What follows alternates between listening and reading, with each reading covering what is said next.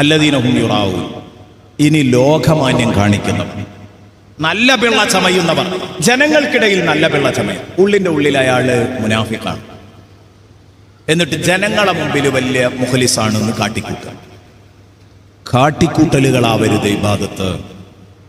ഒറ്റക്കാണെങ്കിൽ സുന്നത്ത് നിസ്കരിക്കൂല, ആൾക്കാരുടെ ഇടയിലാണെങ്കിൽ സുന്നത്ത് നിസ്കരിക്കും. അലി റളിയല്ലാഹു അൻഹു പറഞ്ഞതാണ് മുറായിയുടെ ലക്ഷണം, റിയാ ഉള്ളവന്റെ ലക്ഷണം.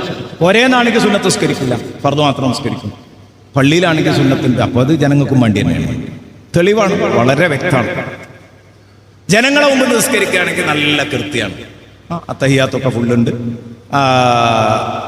ഫാത്തിഹ ഒക്കെ മട്ടത്തിന് ഓതുന്നുണ്ട്, സുജൂദിലും റുക്കൂഇലും ഒക്കെ തുമൈനീനത്തുണ്ട്. നിസ്കാരത്തിൽ പെരേന്നാണെങ്കിലോ ഹൈ സ്പീഡ് നിസ്കാരമാണ്, ഇഖ്ലാസില്ല, റിയാ ആണ്.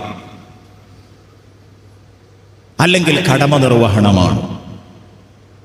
അപ്പൊ അതുകൊണ്ട് നന്നായി ആലോചിക്കുക.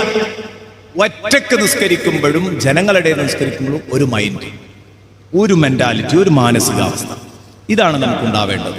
അല്ലദീന ഹും യുറാഊൻ. റിയാഇന് ഒരുപാട് സ്റ്റെപ്പുകൾ പരിചയപ്പെടുത്തിയിട്ടുണ്ട് ഇമാം ഗസാലി റളിയല്ലാഹു അൻഹു. റിയാ ജലിയുണ്ട്, റിയാ ഖഫിയുണ്ട്, റിയാ അഖ്ഫയുണ്ട്. അതൊക്കെ പരിചയപ്പെടുത്തുന്നുണ്ട് ഇമാം ഗസാലി റളിയല്ലാഹു അൻഹു. വ്യക്തമായ ലോകമാന്യം, സൂക്ഷ്മമായ ലോകമാന്യം, അതിസൂക്ഷ്മമായ ലോകമാന്യം, ഇങ്ങനെ മൂന്നെണ്ണമായിട്ട് പരിചയപ്പെടുത്തുന്നുണ്ട്. എന്താണത് തമ്മിലുള്ള വ്യത്യാസം? അതിലുള്ള വ്യത്യാസം എന്താണ്? ഒന്ന് പരസ്യമായ റിയാ, എല്ലാവർക്കും തിരിയത്. അതിന് ഉദാഹരണം പറഞ്ഞത് ഇമാം ഗസാലി റളിയല്ലാഹു അൻഹു. അതിന് ഉദാഹരണം പറഞ്ഞിട്ടുള്ളത്, പ്രിയപ്പെട്ട സഹോദരങ്ങളെ, അതിന് ഉദാഹരണം പറഞ്ഞിട്ടുള്ളത് എന്താണെന്നറിയോ? ഒരാളെ വീട്ടില് ഗസ്റ്റായിട്ട്, പെട്ടെന്ന് പറയാൻ പറ്റിയ നല്ലൊരു ഉദാഹരണമാണ്, ആർക്കും തിരിയും, ഏത് സാധാരണക്കാരനും തിരിയുന്ന ഒരു ഉദാഹരണമാണ്. ഗസ്റ്റായിട്ട് വന്നു ഒരാളെ വീട്ടിൽ ഗസ്റ്റായിട്ട്. ഇയാൾ സാധാരണ തഹജ്ജുദ് നിസ്കരിക്കാറില്ല. ഇദ്ദേഹം സാധാരണ തഹജ്ജുദ് നിസ്കരിക്കാറില്ല. പക്ഷേ ഞാൻ നിങ്ങളെ വീട്ടിൽ ഗസ്റ്റായി വന്ന അന്ന് എനിക്ക് തോന്നുകയാണ്, ഞാൻ ഇപ്പൊ ഒരു വയതോരണ മൂല്യരൊക്കെ അല്ലേ, നിങ്ങൾ എന്നെ വീക്ഷിക്കുന്നുണ്ടാവും, ഇയാൾ തഹജ്ജുദ് നിസ്കരിക്കുന്നുണ്ടോ. അപ്പൊ ഞാൻ അന്ന് എണീക്കാണ് തഹജ്ജുദ് നിസ്കരിക്കാൻ. എന്നിട്ട് എഴുന്നേറ്റിട്ട് ഞാൻ തഹജ്ജുദ് നിസ്കരിക്കുകയാണ്. അല്ലെങ്കിൽ ഞാനും എൻ്റെ കൂട്ടുകാരനും ഒരു റൂമിലാണ് കിടന്നത്, ഞാനും നിങ്ങൾ ഒരു റൂമിലാണ് കിടന്നത്. ഞാൻ രാത്രി എന്ത് ചെയ്തു? എഴുന്നേറ്റ്, എന്നിട്ട് തഹജ്ജുദ് നിസ്കരിക്കാൻ എണീക്കുക. അപ്പൊ നിങ്ങൾ ഉറങ്ങണം.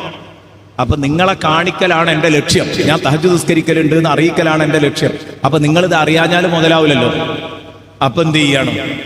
ഇവൻ എഴുന്നേറ്റ് ലൈറ്റ് ഇട്ട് കുറെ കുരച്ചു തുമ്മി ഒച്ചയും വിളിയൊക്കെ ഉണ്ടാക്കിയിട്ട് ഇയാൾ എന്ത് ചെയ്തു? ചുരുക്കി പറഞ്ഞാൽ ഇയാൾ ഉണർത്തി, ഇവൻ തഹജ്ജുദ് നിസ്കരിക്കുന്നത് കാണിച്ചു. ഇതാണ് വ്യക്തമായ റിയാ എന്ന് പറഞ്ഞാൽ, അന്നത്തെ ഇവന്റെ സൽക്കാരമില്ലായിരുന്നെങ്കിൽ, ഇവന്റെ വീട്ടിൽ നീ അതിഥിയായിട്ട് എത്തിയിട്ടില്ലായിരുന്നെങ്കിൽ തഹജ്ജുദ് തന്നെ ഉണ്ടാവില്ല. കാണാൻ വേണ്ടി മാത്രം നിർവഹിച്ച സംസ്കാരം, ഇത് തനിച്ച റിയാ. ഇനി രണ്ടാമത്തെ ഒരു റിയാ, ഞാൻ സാധാരണ തഹജ്ജുദ് നിസ്കരിക്കുന്ന ആളാണ്, അങ്ങനെ സങ്കല്പിക്കും. നിങ്ങളെ വീട്ടിൽ വിരുന്നുകാരനായി വന്നു, വന്നപ്പോഴും ഞാൻ എഴുന്നേറ്റു. അതെന്നും നിസ്കരിക്കുന്നതാണ്. വന്നപ്പോൾ ഞാൻ എഴുന്നേറ്റിട്ട് ഞാൻ എന്തു ചെയ്തു?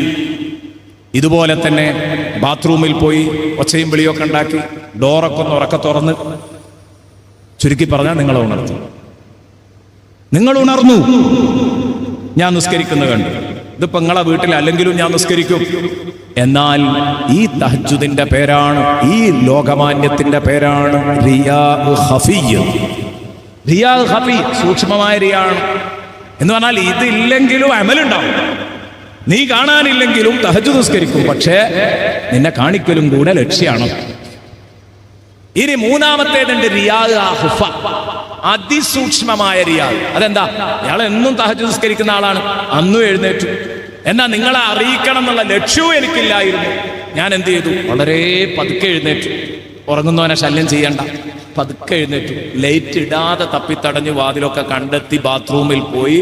അവിടെ നിന്നൊന്നും വെള്ളം വലിയ ഫോഴ്സിലൊന്നും തുറന്നില്ല. ഞാൻ എന്ത് ചെയ്തു? അച്ഛൻ വിളിയൊന്നും ഇല്ലാതെ വന്നു. അങ്ങനെ ഒരു സംഗതി നിങ്ങളെ ഉണർത്താൻ വേണ്ടി ഞാൻ ചെയ്തിട്ടില്ല. ഞാൻ നിസ്കരിച്ചു. സുജൂദ് ഇങ്ങനെ ചെയ്യുന്ന സമയത്ത് ഒരു ചെറിയ ഒച്ച ഉണ്ടായി. ഞാൻ സുജൂദിലേക്ക് അങ്ങോട്ട് വന്നപ്പം ഒരു ചെറിയ ഒച്ച ഉണ്ടായി. ആ ഒച്ച കേട്ട് നിങ്ങൾ ഉണർന്നു. അപ്പോഴാണ് ഞാൻ സുജൂദൊക്കെ കഴിഞ്ഞ് പിന്നെ നിസ്കാരത്തിൽ ഇങ്ങനെ ഓതി നിസ്കരിക്കുന്നത് നിങ്ങൾ കേൾക്കുന്നത്. അപ്പൊ ഞാൻ എന്റെ വകയായി നിങ്ങളെ അറിയിക്കാൻ ഒന്നും ചെയ്തിട്ടില്ല. പക്ഷേ എന്റെ ഉദ്ദേശ്യമില്ലെങ്കിലും, ഞാൻ മനഃപൂർവ്വമായി ചെയ്തതല്ലെങ്കിലും യാദൃച്ഛികമായി നിങ്ങളാക്കുന്നു. അപ്പൊ എന്റെ മനസ്സിലൊരു സുഖം. സംഗതി ഞാൻ ഇയാളെ അറിയിക്കാൻ വേണ്ടി ഒന്നും ചെയ്തില്ല, എന്നാലും അറിഞ്ഞല്ലോ ഒരു കാര്യമായി. ഈ സുഖത്തിനാണ് റിയാദ് അഹ്ഫ. എന്നിട്ട് ഇമാം ഗസാലി തങ്ങൾ ചോദിക്കുകയാണ്, ഇതിനെ തൊട്ട് രക്ഷപ്പെടുന്നവരിൽ നമ്മൾ എത്ര പേരുണ്ട്? ഈ ഒരു മാനസിക സുഖത്തെ തൊട്ട് രക്ഷപ്പെടുന്നവരിൽ നമ്മൾ എത്ര പേരുണ്ട്? ഇമാം ഗസാലി റളിയല്ലാഹു അൻഹു ചോദിക്കുക.